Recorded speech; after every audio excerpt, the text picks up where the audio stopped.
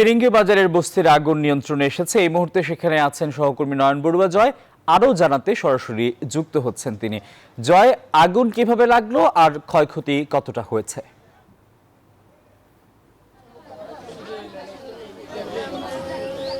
ধন্যবাদ আসিফ টিপু আপনাকে। এর আগের ঘন্টায় কিন্তু আমরা দেখানোর চেষ্টা করেছি। দেখতেই পাচ্ছেন একেবারে ঘর, যে কাঁচা ঘরগুলো ছিল সব ঘরে কিন্তু পুড়ে গেছে। আমরা দেখাতে চাচ্ছি পুরো ঘর, এখানে প্রায় 300-র মতো ছোট ছোট ঘর ছিল, কাঁচা ঘর। বস্তি এলাকা যেহেতু, পাথরঘাটা ফিরিঙ্গি বাজারের পাশে পাথরঘাটার টেকপাড়া যে বস্তি বলা হয়, চট্টগ্রামের চাকতাই খালের পাশেই এই বস্তি এলাকা। দীর্ঘদিন ধরে এখানে বসবাস করেন।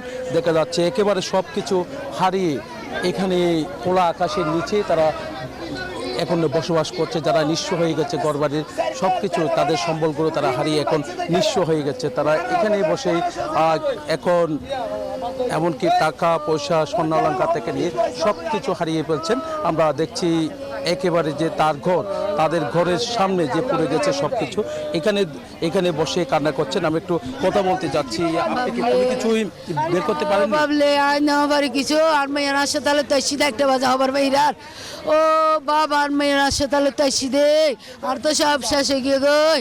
আয় একটা বাজা হবার বাইরার আসি দে বান্দার আসে তাহলে তো ও বাবলে বাবলে বাবলে বাবলে ও বাবলে আর মাইয়ার চিকিৎসার টিয়া বইসাছ ব্যক্তির কাগজপত্র ব্যাগ জলি পুরি চাই ওই গিয়ে গই রে।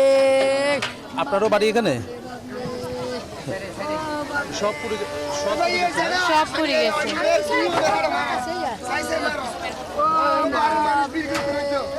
কিছুই বের করা যায় না না না, ওনার মেয়ে অসুস্থ, ওই জন্য টাকা তুলে আনি রাখছে, ওইটা সব আগুনে পুড়ে ছাই হয়েছে। ওনার মেয়ে বেশি অসুস্থ। বিকাশে কম খরচে ক্যাশ আউটের লিমিট বেড়ে 50,000, প্রিয় এজেন্টও 2টা। দেখতে পাচ্ছেন ফায়ার সার্ভিস অনেকক্ষণ চেষ্টা, বলতেছে 1 ঘন্টার উপর চেষ্টা চালিয়েছেন। তাদের 8 ইউনিট এখানে ছিল, তো 1 ঘন্টার উপর চেষ্টার পর তারা আগুন নিয়ন্ত্রণে এনেছে বলে আমাদেরকে জানিয়েছেন। আমরা দেখছি এখন পুরোপুরি নিয়ন্ত্রণে আছে, তবে খোলা আকাশের নিচে তারা বসবাস করছেন, যেহেতু কোনো কিছু নেই, সব পুরো ছাই হয়ে গেছে। এই ছিল আমার এখানকার সর্বশেষ। ফিরে যাচ্ছি স্টুডিওতে আসিফ টিপুর কাছে। জয়, আপনাকে ধন্যবাদ।